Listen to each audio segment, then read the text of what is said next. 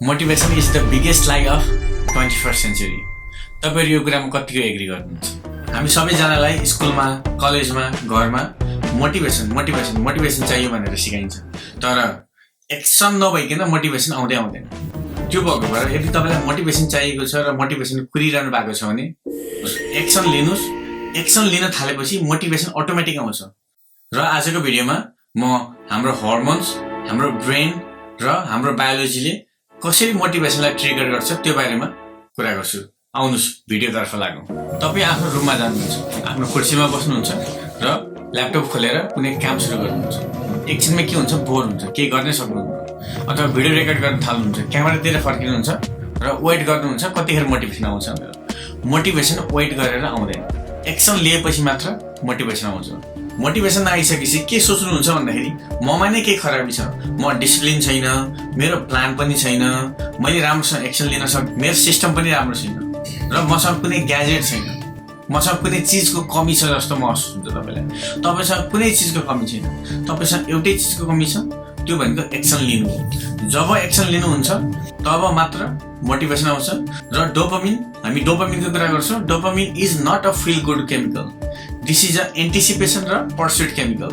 र लामो समय ह्युमन बायोलोजी, ह्युमन जेनेटिक्स र ह्युमन सिस्टमको अध्ययन गरिसकेपछि एउटा कुरा के थाहा भयो भन्दाखेरि मोटिभेसनको पछि लागेर मोटिभेसन आउँदैन। कुनै फिल्म हेरेर, कुनै चाहिँ मोटिभेसनल बुक पढेर तपाईँ 100वटा बुक पढ्न सक्नुहुन्छ, मोटिभेसन नआउन सक्छ। सेल्फ हेल्प बुक, कुनै पनि भिडियो अथवा तपाईँ कोचकोमा जानुहुन्छ, इट डजन्ट वर्क। किन वर्क गर्दैन भन्दाखेरि तपाईँले आफ्नो बायोलोजिकल सिस्टमलाई बिट गर्न सक्नु पर्यो। तपाईँले जुन दिन आफ्नो बायोलोजिकल सिस्टम बिट गर्नुहुन्छ तब मात्र तपाईँसँग मोटिभेसन आउँछ। र त्यो बायोलोजिकल सिस्टम कसरी बिट गर्ने? बायोलोजिकल सिस्टम बिट गर्नलाई you have to move forward. Move forward भनेको taking actions. When you start taking actions, everything will come together. र तपाईँहरूलाई मेरो कुरा विश्वास लाग्दैन र अचम्म लाग्छ भने 7 दिन, मात्र 7 दिन एक्सन लिएर हेर्नुहोस्। जति पनि काम छ, पेन्डिङ काम, सबको एउटा लिस्ट बनाउनुहोस्। 1 देखि 10 सम्म प्रायोरिटीको कुरै वास्तै नगर्नुहोस्। 1 देखि 10 सम्म जे छ ठिक्लाउँदै जानुहोस् र भ्याउँदै जानुहोस्। जब तपाईँले त्यो ठिक्लाउँदै जानुहुन्छ, काम भ्याउँदै जानुहुन्छ, तब तपाईँको डोपामिनको लेभल हाई हुन्छ, कोर्टिसोलको लेभल तल जान्छ र डोपामिन हाई हुन्छ। तपाईँ चाहिँ अनि त्यसपछि बल्ल तपाईँलाई रमाइलो लाग्छ काम गर्न। 7 दिन ट्राई गर्नुहोस्। 7 दिन ट्राई गरेपछि come back to this video, यो भिडियो हेर्नुहोस् र कमेन्ट गर्नुहोस्। Then will talk about motivation, discipline र सक्सेस। आजको भिडियोमा म लामो बायोलोजिकल गफ गर्दिनँ, तर एउटा कुरा के भन्न चाहन्छु भन्दाखेरि हाम्रो वेदमा कर्मको कुरा गरिन्छ, कर्मको फल भनिन्छ, कर्म गर्दै जानुहोस्, फलको आश नगर्नुहोस् भनिन्छ। के हो त्यो कर्म भनेको? कर्म इज जस्ट अ एक्सन, होइन? कर्म तपाईँको एक्सन हो। अनि अर्को के कुरा गरिन्छ भन्दाखेरि तपाईँको चाहिँ यो कर्म कहीँ गएर चाहिँ कर्मको फल पाउनुहुन्छ। म यो तपाईँलाई बायोलोजिकली सम्झाउँछु आज यो कर्म भनेको के हो भनेर। Physics we can go in physics, होइन? फिजिक्स भनेको कर्म कज एन्ड इफेक्टको कुरा हो, तर बायोलोजिकल्ली हेऱ्यो भने तपाईँले कुनै एक्सन गर्नुहुन्छ, तपाईँ कुनै काम गर्न हेजिटेट गर्नुभयो, तपाईँलाई मन लागेन काम गर्न, झ्याउ लाग्यो, अल्छी लाग्यो भने आज पनि त्यही गर्नुहुन्छ, भोलि पनि त्यही गर्नुहुन्छ, पर्सि पनि त्यही गर्नुहुन्छ।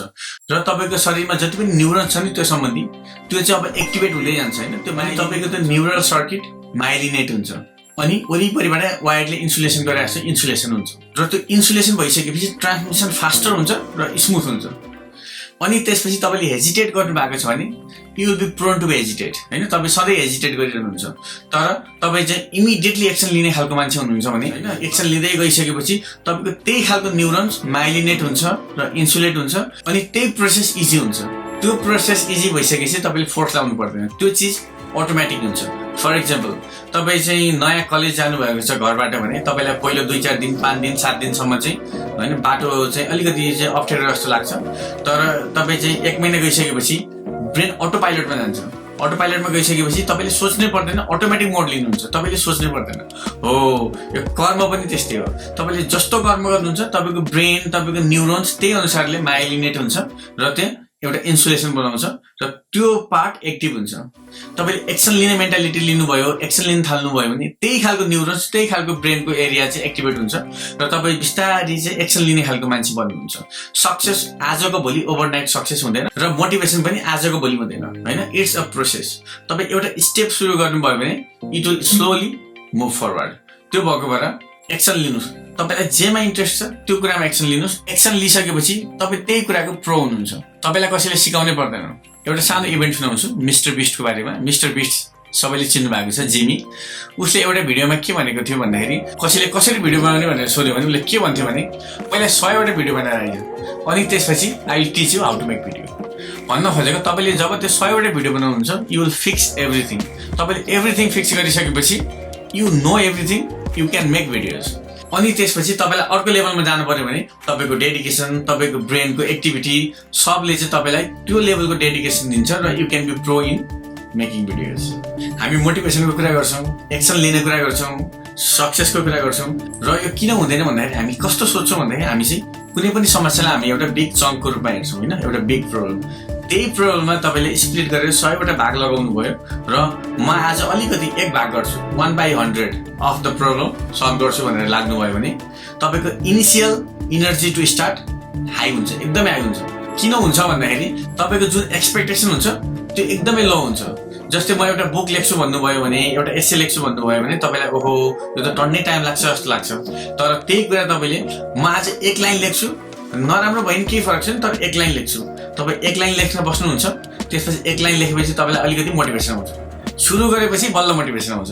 त्यसपछि तपाईँ लेख्दै जानुहुन्छ, लेख्दा लेख्दा कहिलेका प्याराग्राफ र एउटा एस्से नै पुरै भ्याउनुहुन्छ। तर एउटा एस्से लेख्न म बस्छु भनेको भए तपाईँले केही पनि नलेख्न सक्नुहुन्थ्यो। त्यो भएको भएर एक्टिभेसन इनर्जी हाई बनाउनको लागि सानो स्टार्ट स्मल, सानो सुरु गर्नुहोस्। सानो सुरु गरेपछि मोमेन्टम आफै क्रिएट हुन्छ, मोटिभेसन पनि आउँछ, डोपामिन पनि पाउनुहुन्छ र काम पनि कम्प्लिट हुन्छ।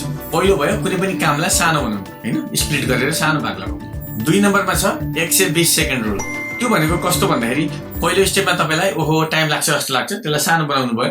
अब त्यो सानो बनाउँदा पनि ओहो टाइम लाग्छ कि जस्तो तपाईँलाई लाग्यो भने 120 सेकेन्ड, कुनै पनि काम 120 सेकेन्ड गर्नुहोस्, 2 मिनट। 2 मिनट त्यो काम गरेपछि तपाईँ फ्लोमा जानुहुन्छ। फ्लोमा गएपछि सेम थिङ, मोटिभेसन, डोपामिन अनि त्यसपछि कन्टिन्युएसन। तपाईँ कन्टिन्यू त्यो काम गर्न सक्नुहुन्छ र तपाईँ इनर्जी पनि आउनुहुन्छ र तपाईँ सक्सेसतिर लाग्नुहुन्छ। त्यसैले विगत 1 हप्तादेखि अथवा 1 महिनादेखि 1 वर्षदेखि अथवा धेरै वर्षदेखि कुनै काम गर्ने सोचिरहनु भएको छ र सुरु गर्नु भएको छ भने आजै सुरु गर्नुहोस्। तपाईँलाई कुनै पनि शुभ दिन चाहिँदैन होइन, तपाईँको ग्रह दशा बलियो हुनु पनि पर्दैन। काम गर्न थालेपछि तपाईँको शुभ दिन पनि त्यही हो र तपाईँको ग्रह दशा पनि आफै बलियो हुँदै जान्छ। त्यसैले आजै काम गर्नुहोस्, आजै सुरु गर्नुहोस्, ठुलो नसोच्नुहोस्, सानो स्प्लिट अफ चङ्कमा काम गर्नुहोस् र 2 मिनट सुरुमा 2 मिनट सुरु गर्नुहोस्। 2 मिनट सुरु गरेपछि तपाईँको इनर्जी अटोमेटिक अगाडि बढ्छ र तपाईँ चाहिँ काम इन्जोय गर्नुहुन्छ। होइन भने हामीले धेरै आइडियाहरू दिमागमा राखेर ठुलो सोच्यौँ भने वी कान्ट मुभ फरवर्ड।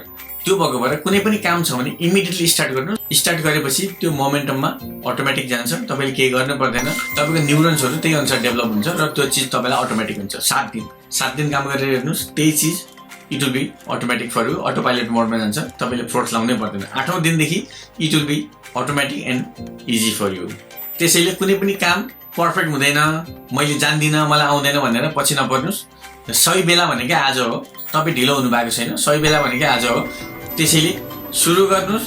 यो पर्फेक्ट हुनै पर्दैन, खत्तम भए पनि केही फरक पर्दैन, तपाईँको बिग्रे पनि केही फरक पर्दैन। फेरि केर्नुहोस्, फेरि सुरु गर्नुहोस् होइन, बिग्रियो भने फेरि त्यसलाई फाल्नुहोस्, अर्को सुरु गर्नुहोस् र बिस्तारै काम सुरु हुँदै गएपछि तपाईँ प्रो हुँदै जानुहुन्छ र बिस्तारै पर्फेक्ट बनाउनुहोस् होइन। बिस्तारै पर्फेक्ट बनाउनु भयो भने यु क्यान डु द जब। यदि तपाईँहरू यो च्यानलमा नयाँ हुनुहुन्छ भने म सरोज बराजुली, मैले ह्युमन बायोलोजीले कसरी सक्सेस र ह्याप्पिनेसतिर जाने भन्ने बारेमा भिडियो बनाउँछु र तपाईँलाई यो भिडियो मनपर्छ भने प्लिज लाइक, कमेन्ट, सब्सक्राइब र I will see you in next video next week. Thank you so much.